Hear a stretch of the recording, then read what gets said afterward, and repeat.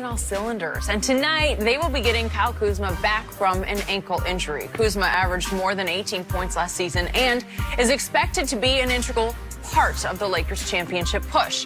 Head coach Frank Vogel said he expects around 20 minutes from Kuzma against the Mavs tonight. Fox NBA analyst Chris Broussard joins us now. So, Chris, who wins this game tonight? I'm going with the Lakers. I think this is you're surprised, right? Not really, because you got 82-0 and you got 80.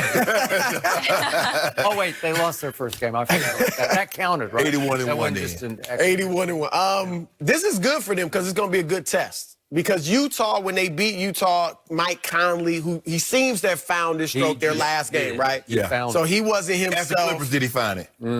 And Utah wasn't where they are now. Obviously, Charlotte and Memphis are two struggling teams. So this will be a good test to see where the Lakers are. And Dallas, I'm not trying to say they're awesome, but they do have those two guys, Luka Doncic, and who I think is going to be a future MVP candidate, and Kristaps Porzingis. I think those guys, they play totally differently, but they could be Dallas's next Nash and Nowitzki. I agree. And I think, you know, I think they'll fight Minnesota for that last playoff spot now that Golden State's all the way out. But I'm excited about Kuzma, and here's why. With LeBron playing the point, we've all seen it. He's not as aggressive of a scorer when he's at the point. Nope. And I think that's by design, but that's the case. And so when he's at point, you saw it against the Clippers.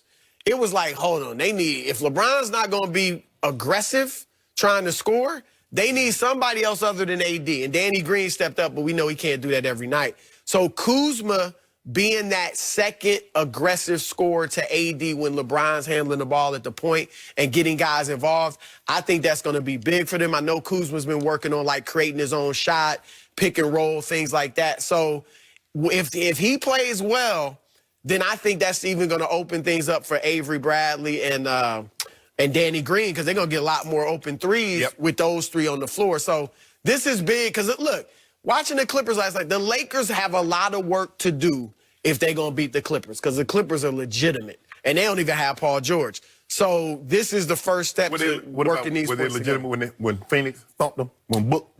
You can't say nothing about the Clippers. You know that. You know that. Those boys are bad. I'm asking for a friend. I'm just saying. Phoenix gonna make the playoffs this year? No. But what? They weren't gonna go 82-0. You know that. Wait, I got a better question. What? Did the Clippers look legit when Anthony Davis got skunked in the fourth quarter of opening night against the Clippers? Yeah, we just feeling things out. We feeling things out.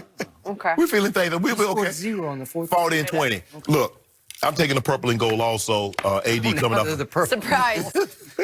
Surprise. AD coming up that monster game. But I agree. LeBron has gone out of his way. And this is another reason why AD is putting up the numbers, because LeBron has gone out of his way to make him comfortable. Do you? I'll come along for a little. Because the other night, a couple of nights ago, you know, he went to the half. I think he had like 2 or 4 points. And he got those right before the half. Right before the half. Okay. And he's not being aggressive, but he's still averaging 9.5 assists a game. I believe he'll average double-digit assists. And his scoring will be somewhere around 23 to 25 points a game. But I agree. If he's not going to be that aggressive, Skip, and even if he's not that aggressive, they need a third scoring option. They need to be able to count on somebody that they know can give them 18 points a night. And Kuzma is the guy that can give them that. So you factor in AD going to be somewhere around 28, 29, 12, 13, 14 rebounds, 2.5 blocks. LeBron is going to be 23, probably 10, 6. Kuz gives the 18 with the bench, because now probably Avery Bradley is probably going to be, Kuzma will start coming off the bench until that ankle's 100%, and then he'll go into the lineup and probably Bradley. But what that also does is that they're trying to keep LeBron minutes low. Right. This is another way to keep his minutes low, because you got a guy that can score without LeBron having to be on the court in order to get him, because he's working on his own shot. So with that being said, Skip, I like Kuz coming back. That's why we wanted to keep it. Yeah. Wanted to keep it. That was a big keep, actually. Yeah. Huge. He's a big piece to this puzzle. Huge. Yeah.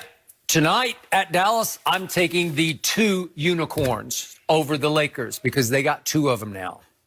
And yet those 2 unicorns ought to be well rested, because at Denver the other night, Porzingis managed 10 points, and Doncic managed 12 points. And they combined to go 2 for 14 from 3.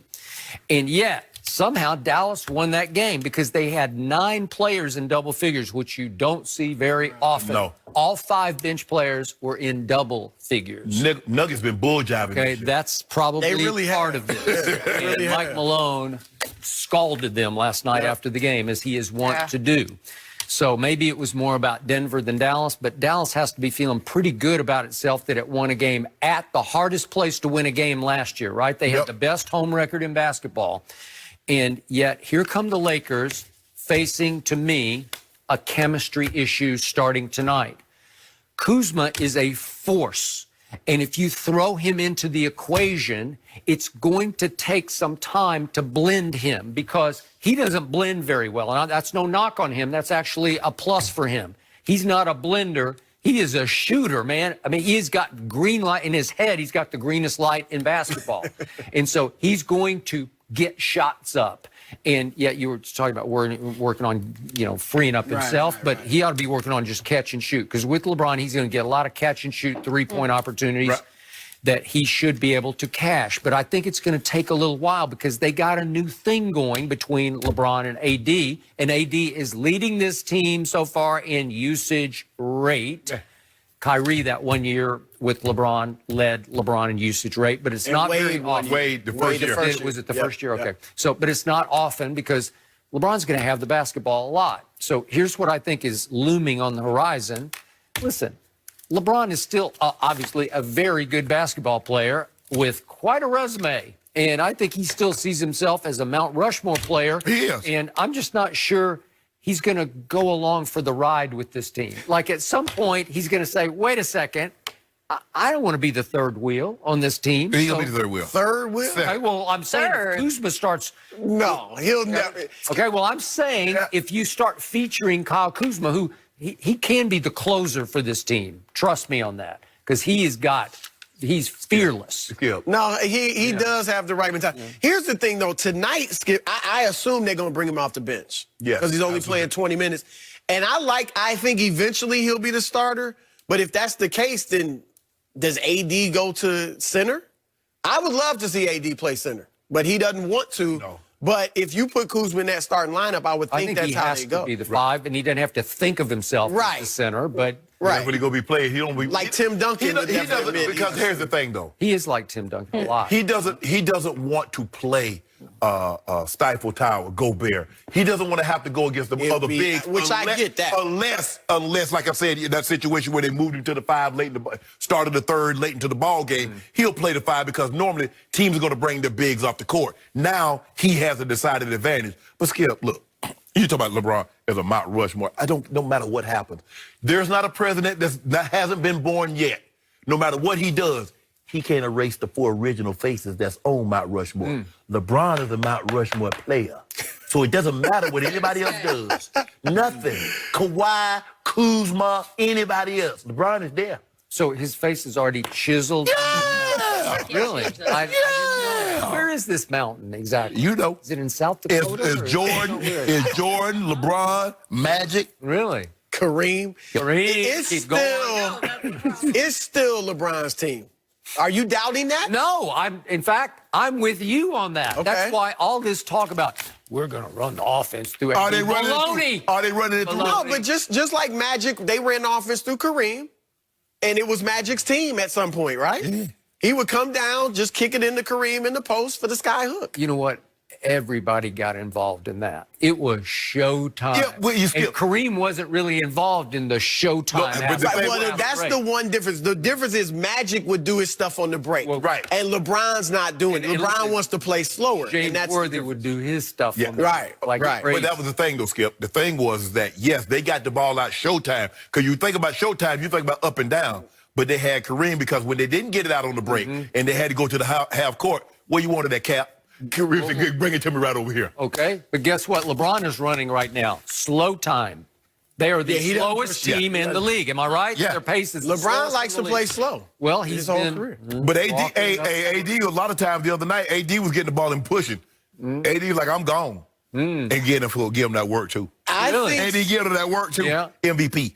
At some point, wait a second. You're saying AD is the MVP over LeBron James? I told you. Huh? You see, Wait. You see what he's trying to do, Chris? You see? I'm not trying to. You said it. I've been saying That's it. your dream scenario that AD is the MVP. So you're saying LeBron James is going to take a back seat to Anthony Davis?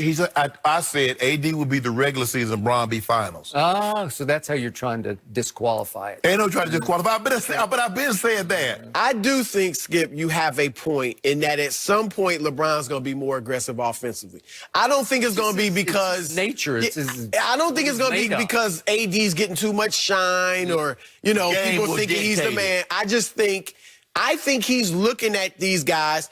AD, let's establish in your mind it's your team. So offensively, I know I can count on you. And the other guys, I think he's trying to get their confidence up. So later in the season and playoffs, I know I can count on Avery Bradley and Danny Green and so on and so forth. Because he knows he can get his at any time. LeBron had a layup right at the basket. Said, nah, take this three, Avery. Right at the basket. That's the kind of guy that he is. Unselfish. That's how you get triple doubles. There you go. You see? Okay, prediction. You heard it here first.